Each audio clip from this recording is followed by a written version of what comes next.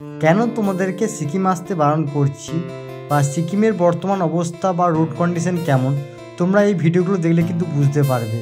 এই ছোট্ট ছোট্ট ভিডিওগুলো তোমাদের কিন্তু অনেক কিছু শিক্ষা দেবে। এজেন্সিরা তাদের ব্যবসার কারণে কখনোই কিন্তু বলবে না যে সিকিমের অবস্থা এখন কেমন।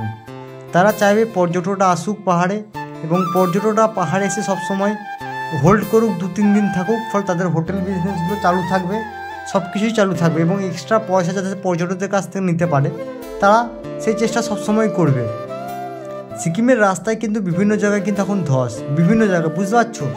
হঠাৎ রাস্তায় ধস নেমে পুরো একটা বোলারো পিক আপ পুরো বসে গেছে, অবস্থা বুঝতে পারছো? শুধুমাত্র কিন্তু এই ধসের কারণে কিন্তু গাড়িটা পুরো বসে একটা সাইড পুরো উল্টে গেছে, এবং এর মুহূর্তে কিন্তু রাস্তায় পুরো যানজট। তো তোমাদের এই কষ্টকর পরিস্থিতিগুলো তোমরা যাতে না ফেস করো, তার জন্য আমি বারবার বলবো তোমরা এই সময় কিন্তু সিকিম এসো না। সিকিম বর্ষাকালে না আসাই ভালো। বর্ষাকালে কোনো এজেন্সির সঙ্গে যতই প্যাকেজ ছাড় দেখ, যতই কিছু ছাড় দেখ, তোমরা কিন্তু এসো না। কারণ তোমরা পাহাড়ে একবার এসে গেলে পরে কিন্তু যখন তোমরা 2 থেকে 3 দিন 4 দিন আটকে পড়বে, তখন কিন্তু তোমাদের খরচা কিন্তু আরও দ্বিগুণ হবে। কারণ তুমি একদিনের জায়গায় যে স্পটগুলো তুমি একদিনে ঘুরতে, সেগুলো তোমাকে ঘুরতে 2 থেকে 3 দিন সময় লাগবে। যে কোনো জায়গায় তুমি ফেসে যেতে পারো। তো তোমরা চেষ্টা করো পাহাড়টাকে এই সময় না আসার।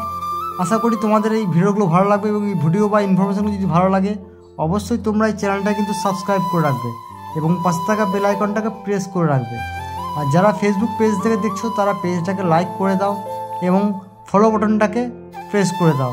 এরকম ইনফরমেশন বা এরকম সত্যি খবর কিন্তু কখনোই কোনো এজেন্সি বা ট্যুর এজেন্সি তোমাদেরকে বলবে না। তিস্তা নদীর অবস্থা তোমরা দেখে বুঝতে পারছো যে তিস্তা নদীর অবস্থা কেমন খারাপ। যে কোনো মুহূর্তে রাস্তার থেকে বুঝতে পারছো, উপর থেকে দেখো।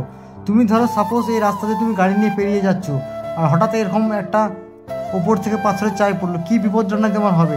তো এই মুহূর্তে সিকিম না আসাই ভালো।